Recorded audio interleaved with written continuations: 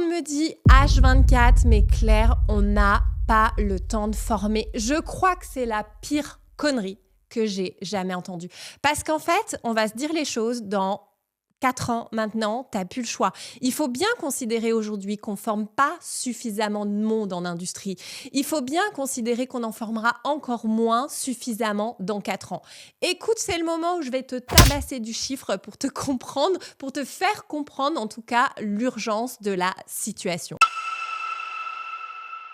Alors, si vous nous écoutez, vous pouvez venir nous regarder sur YouTube. Et ça, je le dois à Benjamin Devauchel, Vectorial RH Industrie, qui sponsorise cet épisode et les autres à venir. Et Vectorial RH, en fait, c'est quoi ? C'est le cabinet de recrutement dédié aux PMI et aux grands groupes. C'est un peu le cabinet que j'aurais voulu créer, honnêtement. Ils viennent de la production, ils viennent des RH.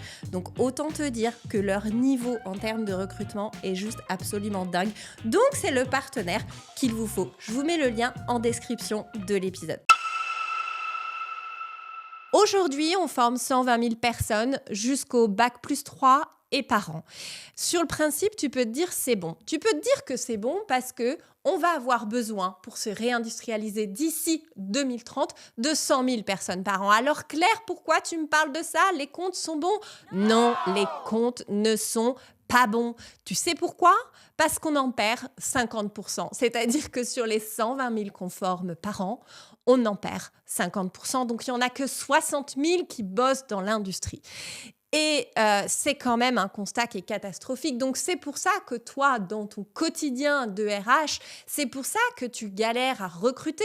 C'est pour ça que tu as du mal, évidemment, à trouver les compétences. Et c'est pour ça que les compétences sont finalement de plus en plus pénuriques, sans compter la volatilité des compétences aujourd'hui, parce qu'une compétence, en moyenne, ne dure que 18 mois. Alors, avec ce que je te dis là, tu es en droit de te dire, Claire, on a un gap abyssal. Comment tu veux que l'on traite correctement de l'enjeu des compétences ? On est d'accord que c'est un gros pavé. Alors, écoute, je vais te donner un exemple. Je vais plutôt partir de ce que moi, j'ai déployé pour une boîte et je vais du coup en profiter pour te présenter ma méthode. Alors, cette boîte, c'est un accompagnement que j'ai fait qui a duré quand même plusieurs mois. En fait, leur sujet, c'était de devoir faire évoluer, donc entreprise automobile, un gros site de 500 personnes, qui devait faire évoluer 50 opérateurs vers des postes de techniciens. Donc, tu vois, un gap important, un enjeu de transformation également important. Et en fait, la méthode qu'on a déployée, elle est sur le papier, en fait, elle est en soi très simple. Qu'est-ce que j'ai fait ? J'ai passé du temps en prod, sur le terrain. Mon objectif, c'était d'abord de comprendre quel était le gap entre les compétences qu'ils avaient déjà, ce qu'ils faisaient réellement sur les terrains, et les compétences de demain qu'ils allaient avoir. Alors, en vrai, sur le papier, c'était quand même pas si simple que ça, parce que moi, ce que j'entends souvent, c'est clair, on a déjà des fiches de poste. Tu as des fiches de poste, super. Est-ce que tes fiches de poste, elles sont à jour ? Est-ce que tes fiches de poste détaillent bien les compétences ou les compétences à venir de chaque poste ? Tu vois, là, il va y avoir vraiment ces sujets-là à creuser. Donc, moi, je ne suis même pas partie des fiches de poste. Je me mets à côté de l'opérateur, je me mets à côté du technicien et je détaille une par une, l'ensemble des compétences, des tâches que réalise cette personne pour en déduire des compétences. Donc ça, c'est vraiment un travail qui est essentiel. Et surtout, il faut le faire en fait main dans la main, tu vois, avec le responsable d'amélioration continue, etc. Parce que c'est pas qu'un sujet de RH. C'est avant tout un sujet de prod. Quels vont être demain les process ? Comment est-ce qu'il va travailler ce technicien ? Tu vois, l'enjeu, il est vraiment là. En fait, on a trop tendance à siloter. D'une part, la formation, c'est un sujet RH et d'autre part, la production, c'est un sujet de prod. Non, en fait, c'est vraiment une connerie. Donc, en tout cas, ça, c'était vraiment ma première étape en fonction des postes, des métiers, de diagnostiquer un peu l'écart qu'il y avait et à l'inverse, quelles étaient les aires de compétences communes.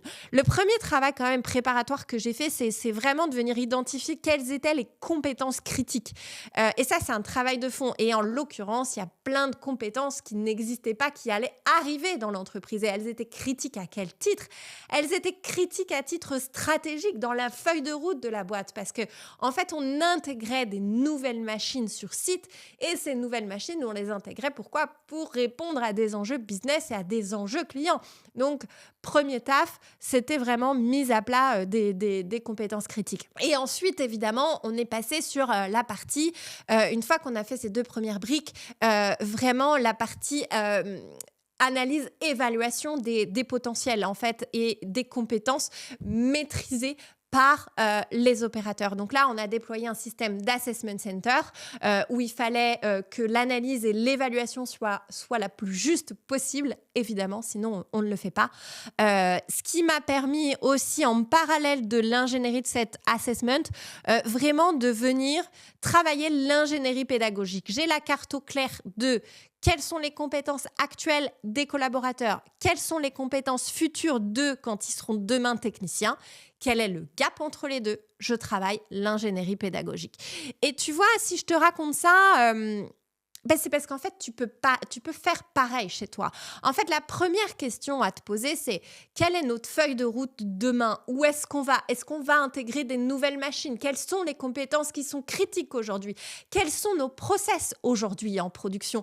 Mais il y a aussi des questions très pratico-pratiques derrière, de l'ordre de comment est organisée ma prod ? Quel est mon planning de prod ? À quel moment est-ce que je vais pouvoir former ? Etc.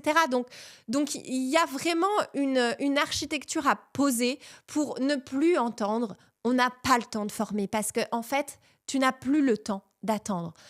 Aujourd'hui, c'est vital pour ta boîte, pour la pérennité de tes savoirs et d'une vision plus macro, c'est vraiment indispensable sur chacun de nos territoires et sur notre territoire national de travailler ces compétences-là. Donc écoute, moi je t'ai tout mis, tu vois, je t'ai posé mon jus de cerveau de toute cette méthode que je viens de te présenter un petit peu évidemment rapidement.